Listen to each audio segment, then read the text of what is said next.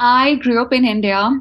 I was always curious to travel around the world. I come from an entrepreneur kind of a family where nobody wants to come to any other Mhm. countries just like for travel or maybe shopping, something just like that. So my parents are educated. My dad is masters in science and my mom is bachelor's, but education is more like, okay, you do the education and you do join the family business, but not like for engineering or things like that. I was a bright student and I still remember my class 10 maths teacher told my mom that you should start her to prepare for competitive exams in a parent teacher meeting. So that was my parents' motivation to let me go in the engineering. And this opens all the doors. Whenever I try to learn something, I want to go to the bottom of it. So I still remember my first year in engineering in India, it's very generic. You do physics, you do workshop technology, like everything. It's not just computer science.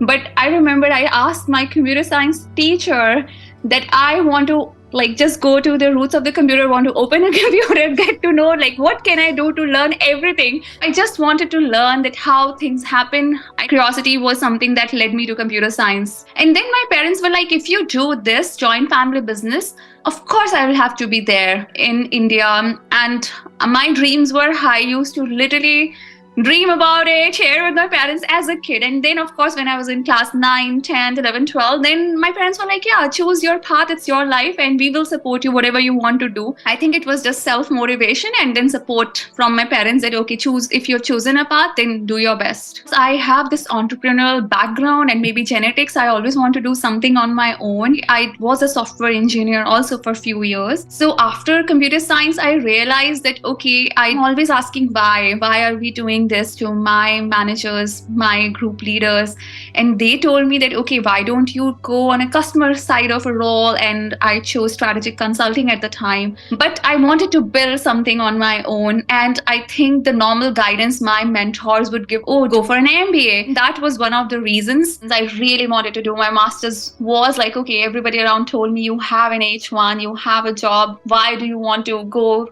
to school and then struggle after few years, right? Again, you'll be in the same spot. Just prioritize the job. And that decision, I think, was because of visa.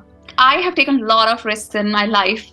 I am decisive. I was not able to be that risk driven because of H1, because I really believe it's one life and you have to make it. But I had to really calculate, like, still take risks. Right. When I moved to California, I left my I-140 in the process and joined a startup. I believe technology is helping humans in every area of life, but not in long-term relationships, which is key to our happiness and well-being. Because of immigration, I paused it for many years that it's not going to happen right now. Let me revisit it. Let the problem be solved. And that was one of the reasons why I joined actually Facebook, because I felt if I can't do it by myself within the company, I can be an entrepreneur and then do that. It's not easy to change the industry or the role. Sometimes one could be easier depending on that. So I have, of course, done a lot of hard work, but ultimately it boils down to showing up for different things. Like I am not afraid of reaching out for an interview, even if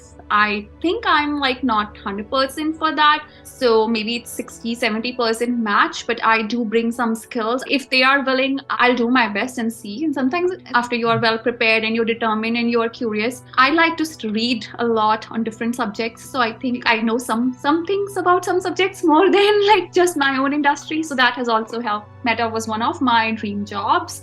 I was, of course, not happy when I saw I was part of layoff. Nobody is happy. Then my mom was like, something better will happen. And I believe the same. It has helped me more to grow as a person and even work, life, anywhere. So problems are opportunities. I would say to everybody that don't stop living. Look at the constraints. See what is in your control. See what's not in your control. If you can still live by changing certain things, do that. Don't be stressed 24/7 with that. So that's how I was living. But now, after Meta layoff, I feel we can raise our voice. That's why I did went to BBC, shared my experience, and I'm so glad I got to talk to a few congressmen. They are proposing a couple of things. Number one, like the 60-day rules should be made 180. I hope something happens. I know one story is not gonna help, but everything plays, even if it's 0.05%. I would love to be a part of it and help everybody around. I love spending time in nature. So I think going back to basics is happiness to me. Living a simple, balanced life, getting sunshine, being able to walk in a park, sitting under a tree, read a book. Those are really small things give me more happiness versus, let's say, going to like best places on the planet. Of course, I love fine dining and all, I'm not saying, but real happiness when you're like, wow, this is amazing, blissfulness, that happens with small, small things. So currently for last almost 6-7 weeks, I'm working for myself. That's what I tell people. I used to work for Meta. I'm still employed there, but right now Meta has given me this opportunity, which is amazing, working on myself for the first time in my life after I started my professional life. I'm super grateful for that. So working on myself means, of course, spending my time wisely. It's very precious. I think it's even more precious as when I was compared to a company, because there were some set goals. Now I have to define my own life goals, right? I'm experimenting different things. Of course, there is one path, get another product role, say continue the journey, or pursue one of the dreams. Okay, I was exploring, should I do something totally different, or maybe do my own things, or maybe a combination of couple things. Still work in progress. I hope I will share with the world soon as something materializes.